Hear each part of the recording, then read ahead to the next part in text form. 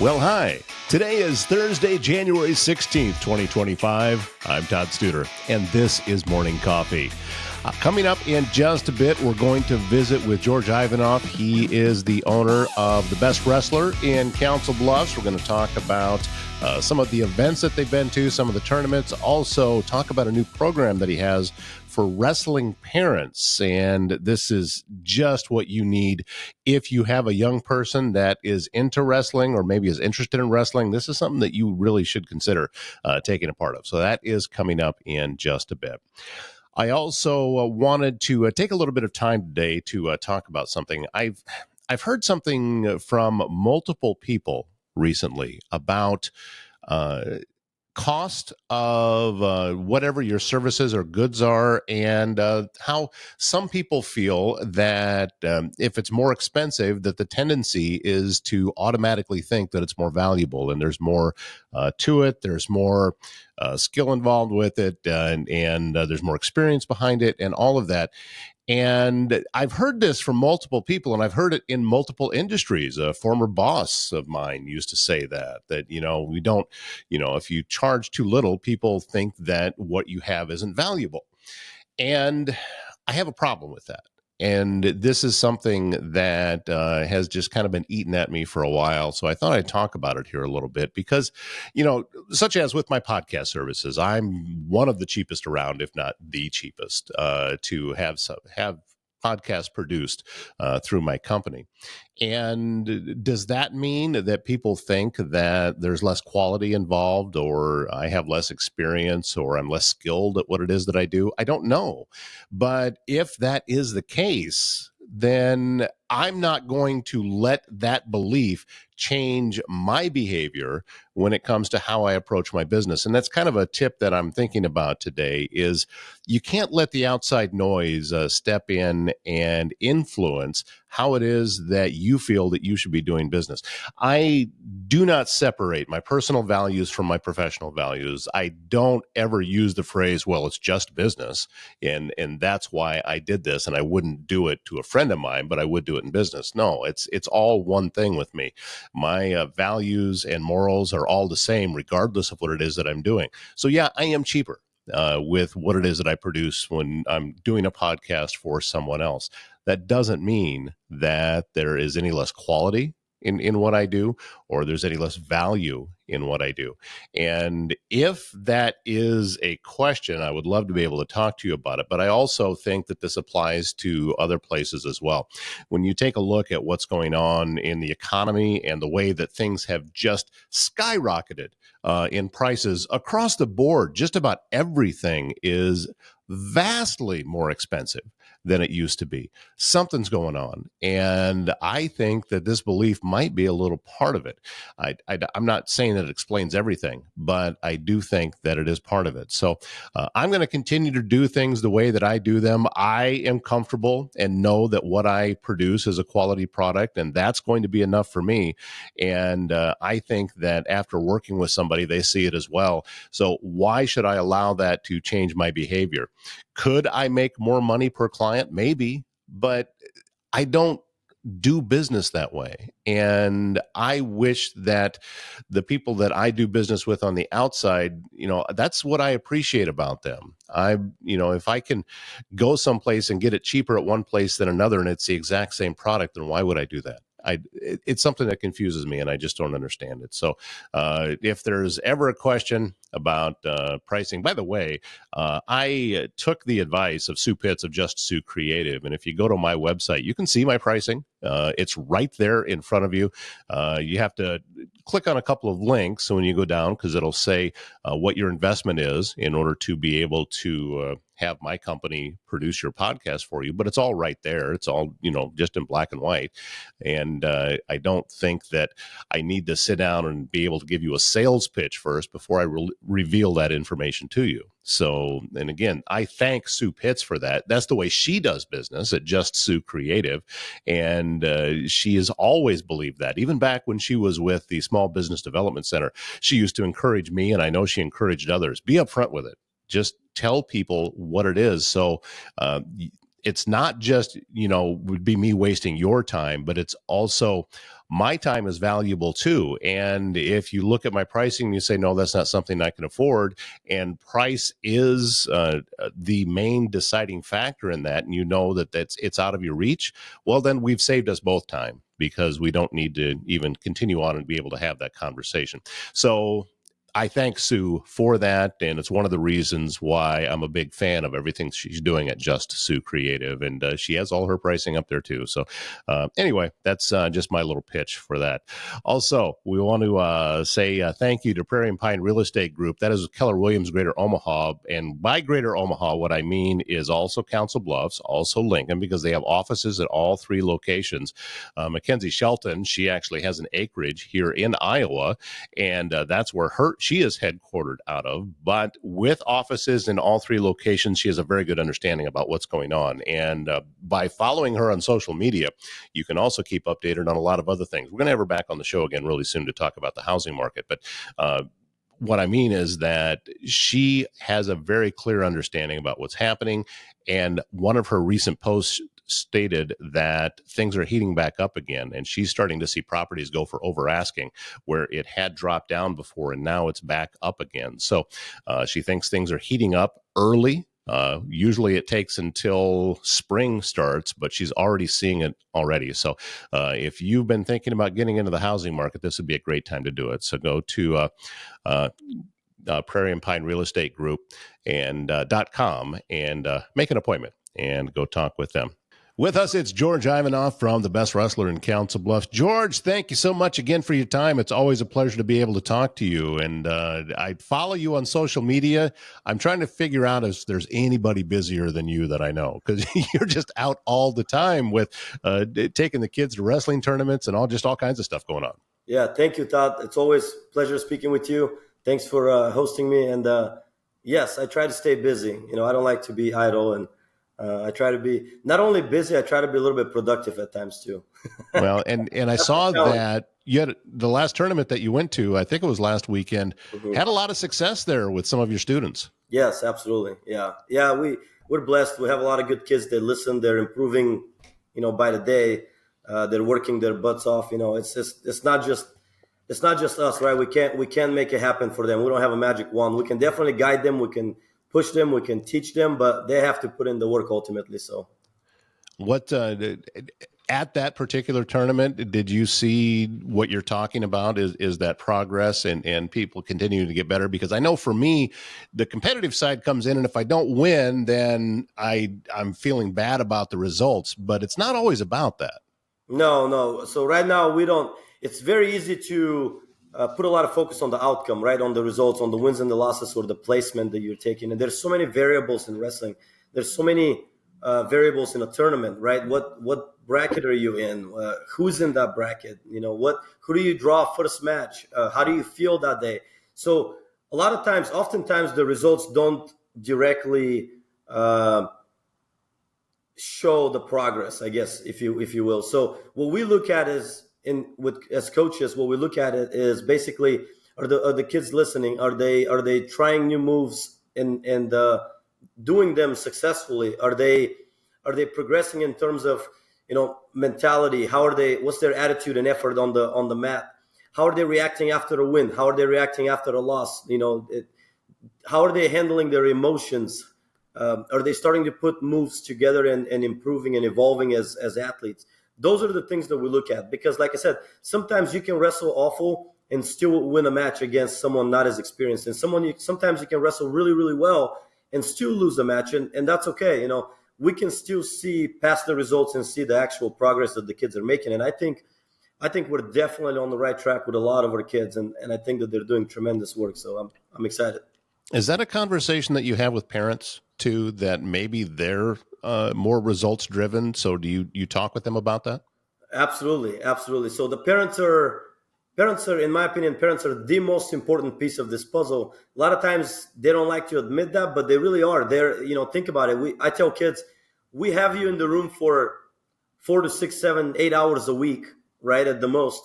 What about the other 160 hours, right? So you're at home, you're with the parents, they're speaking to you, they're telling the story, they're disciplining you, they're holding you accountable, they're they are who, it's parenting, right? So they're the ones that are mostly impacting their kids. And so it's very important for us to communicate with the parents and almost educate them more on what are we trying to do, and be transparent with them. What are we trying to do? What's the message we try to send the kids?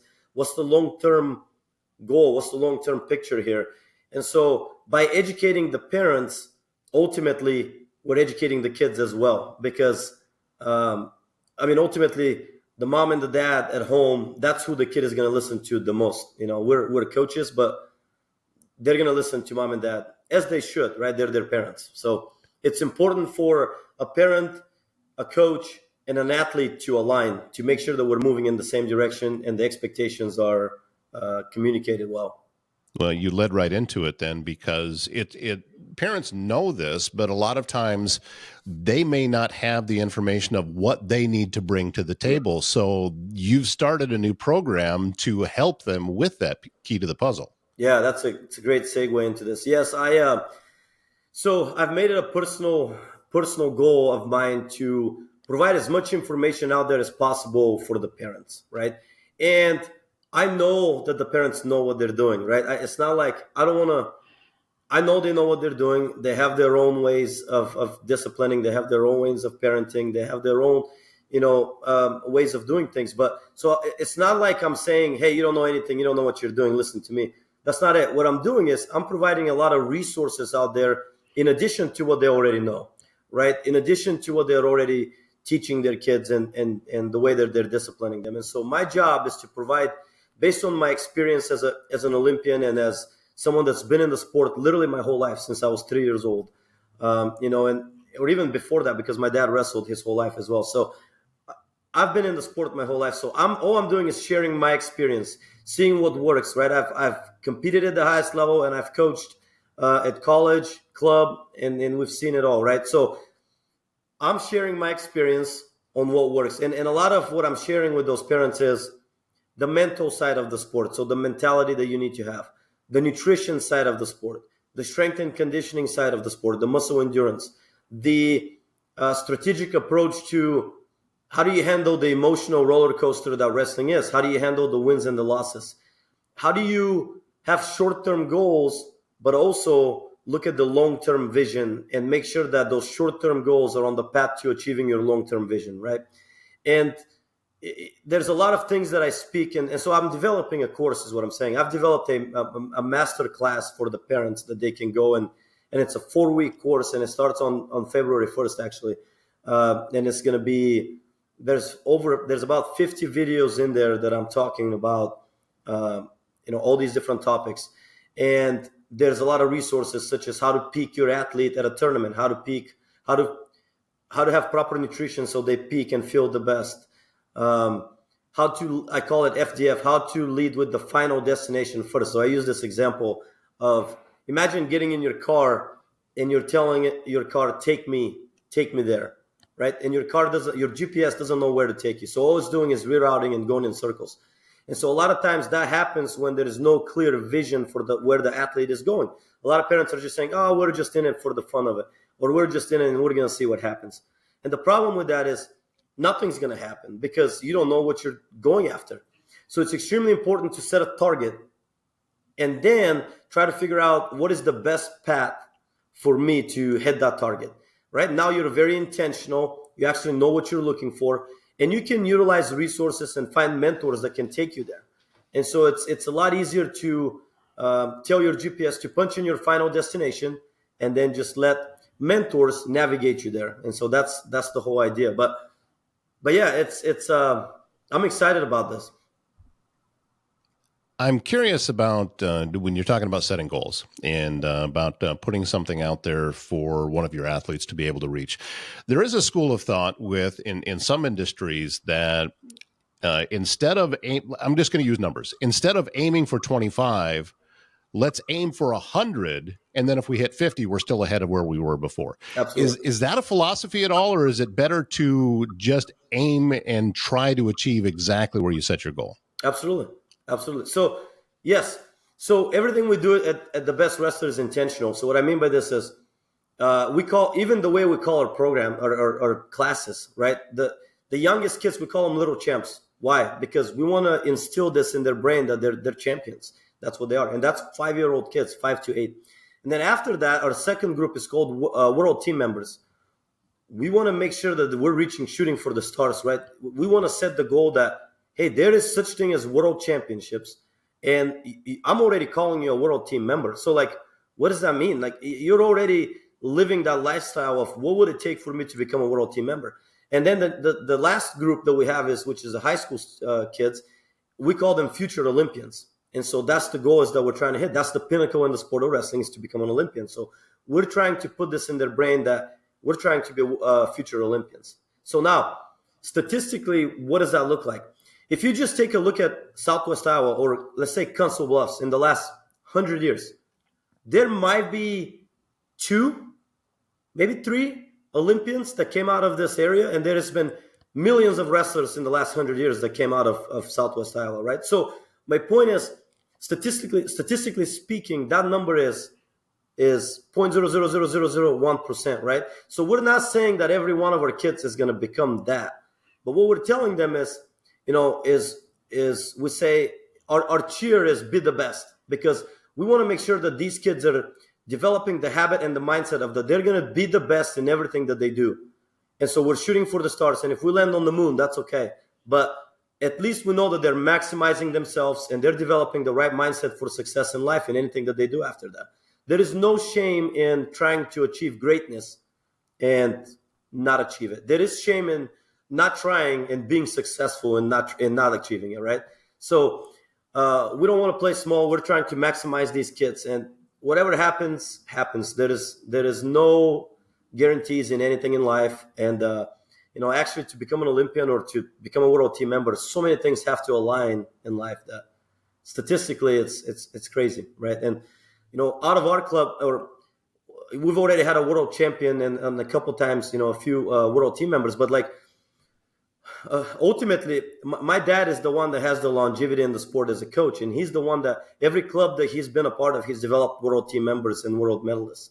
And he's personally coached 9 Olympians. Me being one of them. So statistically, doing that as a coach is crazy. So I have no doubt that we're going to continue to have success with our athletes.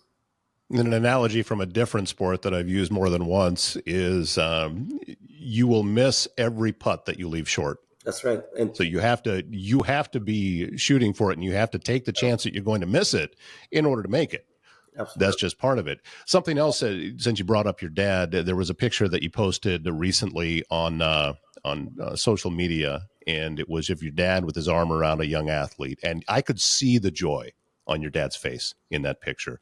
And to me, that's a testament to where the source is for all of this that's happening. Yeah. And I just wanted to let you know that didn't go unnoticed. I saw that in there. Yeah, thank you. Yeah, no, he is genuinely. It's in his DNA, right? He's a wrestling coach. He's a wrestling person. He loves what he's doing. He's intense. He's hardcore. But part of that is because he's coached at all levels. He's coached little kids. He's coached. He was a head coach at the senior level, and then he was one of 5 expert. Literally, that was his title, expert coach for FILA back in the day. FILA was the World Wrestling Organization. Now it's called UWW. But he was one of 5 expert coaches, and his job was to travel to Olympic training centers in developing countries and teach them how to produce Olympians. So, he's so intense and hardcore because he knows what it takes, and he doesn't want to let those kids make excuses or not live up to their potential and maximize their talent. So he gets really emotionally invested into these kids, and he means well. And once the kids learn that he will literally go above and beyond for them, then they fall in love with the system. They fall in love with the process, and they know that we're 100% behind them. And that's when you see the magic happen.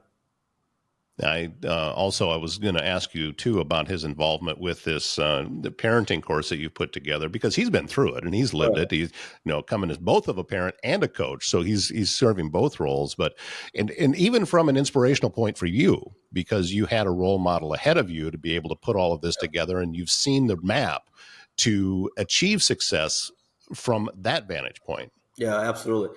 Yeah, I mean it's I'm the face of it, and I'm the one speaking about it, and I'm the one recording the videos in the master class in the course. But realistically, 90% of what I know is from him. The other 10 is just from my personal experience and journey that I've had. But I'm projecting a lot of what he's taught me, and actually a lot of what we're teaching and now in this latest master class is it's evolved, right? It wasn't always that, but we need to, unless we continue to evolve and we continue to progress and change things for the best to serve our athletes, we would die. We would slowly die and become irrelevant, because the sport is evolving so quickly. The system is evolving. There's always innovative ways to doing things. The kids are getting more and more involved, and actually at an earlier age, and it's becoming so competitive that we must, as coaches and our system within the best wrestler, we must continue to tweak things and evolve. And so that's what we're doing. Is currently we're coming up with our latest beliefs and experience and system that we're teaching. And so that's what we're putting into this master class. Before we wrap up today, George, there's something else I wanted to touch on about the importance of following you on social media, because there's so much great information that you're putting out there. And you've got these different video shorts that are just a little brief synopsis of something. And one that I just saw this morning, actually, is you were talking about wrestling athletes getting into track, thinking that this is going to keep them in wrestling condition. Now, I want to emphasize that you weren't telling them not to go out for track. What you were saying is that if you think this is going to keep you in wrestling condition, that's not the case, because it's a different sport and you're using different muscles, and it's just a different kind of thing altogether. Yeah, absolutely. And I have my beliefs about this, right? And keep in mind that there is always going to be people that believe in what I'm saying, and there's always going to be people that don't believe in what I'm saying, and that's okay. All I'm doing is sharing my experience. I think the whole thing about, hey, let's go out for cross country after wrestling season so we can stay in shape, is a complete marketing tool from the cross country coaches to get, I'm dead serious, to get good athletes from different sports to continue to stay in shape out of that sports season, and they go out for cross country and they do really, really well. The reality is those are completely different sports. You take a look at a long distance runner that is, for the most part, really lean, really skinny, and can endure, they can go forever, right? They can run for hours, right? And you take a look at, even within the same sport, right, running, you take a look at a sprinter versus long distance runner. Their physiques, their body types is completely different. Those are two completely different sports, right? And same thing with wrestling. You look at wrestling versus cross country, two completely different sports. In wrestling, at no point in your wrestling career, you're going to need to go run 1 hour at the same pace, standing up. Wrestling is completely the opposite of that. You go short bursts of sprints, and you need to be able to be strong, physically strong and explosive. And you need to be, you need to be able to do this for only really 30 seconds at a time, 40 seconds at a time. And that's we call it scramble. That's your scramble within the match, and then you have short bursts, and then you're able to recover a little bit after that. And so wrestling is completely different. You're bent down, your breathing is getting interrupted, you're scrambling all over the place, you're being choked out. It's just, at no point, everything is a consistent pace. And so the way to train for wrestling, in my opinion, is way more closely related to a sprinting athlete, although it's still not the same, instead of a cross-country athlete that's running long distance. And so, again, good for cross-country coaches to take those great athletes and to keep them in the sport, especially in small communities, right, where a good athlete needs to be doing 4 or 5 sports so they can make the school look good. In reality anymore, and I know I'm going to be contradicted on this, but in reality anymore, if you want to be an elite athlete and you want to be at the top of it, by the time you're 13, 14 years old, you're going to have to make some type of decision here and commit to the sport that you think you have the best chance in, and it's going to give you a college scholarship where you can maximize yourself in that. Otherwise, if you're doing it for the social aspect of it, yeah, you can go and play 4 or 5 sports, but keep your expectations low, because it's hard to compete, especially in a sport like wrestling. It's hard to compete with someone that wrestles all year round and you're doing it for 3 months out of the year. Eventually, regardless of how genetically gifted you are, by the time you're in high school, you're not going to be able to keep up with those guys. Yeah, what you're talking about is there is a difference. And I'm thinking, actually, talking about the Olympics too, you can look at the different athletes, Yeah, the different Olympians in different sports. Look at a swimmer. Swimmers are built so differently absolutely. than wrestlers. And to be honest with you, I can look at it at an athlete and say, oh, that guy's a wrestler, because you can see how they're built, Yeah, and or a swimmer, or as you said, the sprinters and the long distance runners are built completely differently. So there's a lot of truth in what you're saying, and I think that as you mentioned, if somebody wants to be elite, then these are decisions that have to be made. correct. Yeah, and that's part of the journey and the process that we take the parents and the kids on. Right? Not everyone wants to be elite. That's okay. The problem is there is the majority of people, right? 99% of the people that don't want to be elite, or they don't want to do what it takes to be elite. That's okay. It's not like I'm going to treat you any different. It's just make sure that the expectations are clear, and make sure that we know that again, the parent and the athlete and the coach are on the same page. It's not like I want to make you elite, but the parent and the athlete don't want to be elite. That's when friction happens. That's when we're not aligned, and that's when or my expectations don't meet your actions. And so it's very important for us to align ourselves and make sure that we're expecting the same things. To take part in your program to teach parents about how to be a better wrestling parent, how do they do that? How's that process of getting signed up for that? Yeah, the wrestlingparentcoach.com, I believe, is what the website is called. If you go on there, read through it, and you sign up, there is so much information on there. There is literally, it's extremely comprehensive. It's extremely detailed. There's 4-week course on any topic that you may think of in wrestling as a parent, how to navigate the waters with your kid. Some of the main ones are how to push your kid in a healthy manner without sacrificing your relationship with your kid. That's huge. And the other one is how to make sure that your kid gains confidence and mentally they're strong enough to overcome these obstacles and these short-term, failures or whatever, losing matches and etc.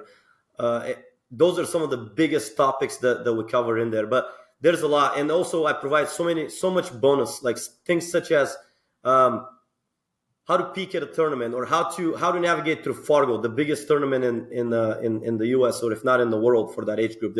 There was, I believe, 84 or 74. I'm not 100. It's one of those two. 74 or 8,400 athletes there, registered athletes in 1 year. It is extremely crazy, and it's 1 week. So how do we navigate through something like that where we peak so you can earn yourself a college scholarship? Because pretty much if you're placing at Fargo, you're getting a college scholarship. So in the last 4 years, we've had 7 Fargo champions come out of the best wrestler. Yeah, so it's just things like that. There's so much bonus in there. Things like nutrition, things like mentality, mindset, how to navigate through this. All these things are included. And it's only $297 for this 4-week course. I mean, the reality is, you can go out for 2 weekends and spend that money, or you can invest in yourself and grow as a parent and make sure that your kid is navigating the waters correctly, and you're not short playing your kid's talent and God-given talent and genetic buildup, right? We want to make sure we're maximizing these kids in the area. Well, if you have a wrestling athlete, a young person in your home, I can't think of a better way to be able to invest in that, by investing in yourself to learn about that. So, George, always a thrill to get to talk to you. I always leave these conversations feeling energized, even though, the chances of me ever wrestling is really small, but still there's so many other parts of it that I get, I just get enthused about. So I'm grateful for you, and looking forward to our next conversation. Thank you so much, Todd. You're awesome. I appreciate you, and I appreciate what you're doing for the community, and I'm honored to be a part of this. Thank you.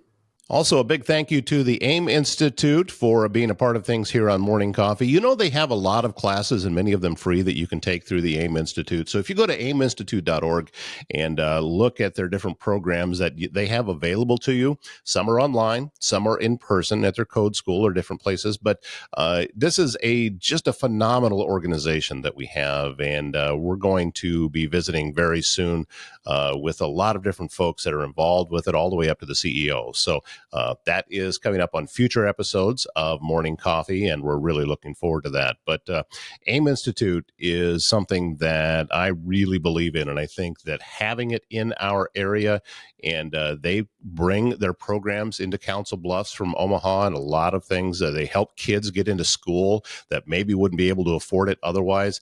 Phenomenal organization. So if you're looking for some place to support, I think that you couldn't do any better than the AIM Institute. So go to the aiminstitute.org and learn about everything that it is that they are doing there. Well, I am once again on this Thursday going to get outside and go brave the slightly less chilly weather, but it's still wintertime, so it's still kind of cold. But the Council Bluffs Business Connection is meeting again this morning. And so if you're watching this and it's, it gets released early. So if it's still before 7:30, I haven't gone yet. But if it's after 7:30 when you're watching this, then yeah, I have already attended.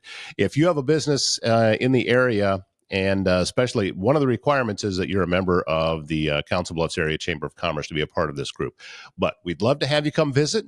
Regardless of what your industry is, come see what we're all about. And then if you feel it would be a good fit for your business to be a member, I'll get you in touch with Blake Shelton. He's our president. He is with Berkshire Hathaway, and he can walk you through the process of what's involved in becoming a member of the Council Bluffs Business Connection. We are going to be running, then operating and sponsoring the 360 photo booth at the annual meeting for the Chamber of Commerce. It's coming up on January 30th. Time is running out to get those tickets. You can go to councilbluffsiowa.com. That is the Chamber's website, and you can get your tickets through there. And thank you to all of the table sponsors and everyone else that is making this already. You can see it's already going to be a huge success, and a lot of people are going to be there, so I'm looking forward to that. Wrapping up this show on a Thursday. Thank you so much for being a part of things. One more day to go before the end of the week. My name's Todd Studer. We'll see you again tomorrow morning.